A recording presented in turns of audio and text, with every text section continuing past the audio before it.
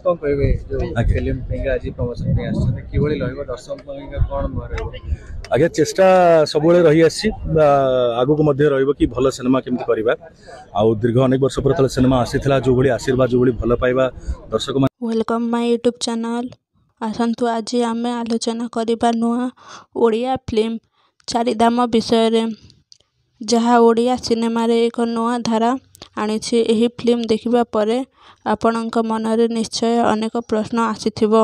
यह देखिबा योग्य कि घरे बसी ओडिया संस्कृति और आध्यात्मिकता उपरे आधारित किछि देखिबा मिलिबो कि चारिधाम फिल्मटी एक आध्यात्मिक यात्रा उपरे आधारित।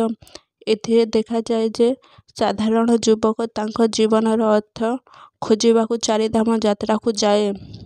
बद्रीनाथ द्वारका पुरी और रामेश्वर से एही यात्रा न केवल धार्मिकता बरं जीवनर गभीर अनुभूति और आत्म साक्षात्कार करे। एही फिल्म कहानी आपण को एक मनोभावनात्मक यात्रा रे नहीं जीवो जोठारे आपण जीवन और धर्म उपरे भल भावे चिंता करि पारिबे। निर्देशक दृढ़ दृष्टिकोण फिल्म को एक अलग उच्चता देइछि। प्रत्येक धामर दृश्य सुंदर भावे धरा पड़ी। बद्रीनाथ हिमपात हेउ पुरीर धाम सबुठी एक भिन्न अनुरूपी नुहे यह एक आत्मा यात्रा।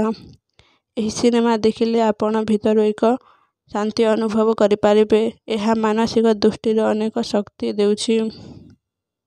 ये फिल्म आपण देखुछंती कि आपणक मतामत निर्मल कमेंट करंतु। एपरि ओडिया फिल्म रिव्यू पई चैनल को सब्सक्राइब करंतु, लाइक करंतु एवं शेयर करंतु।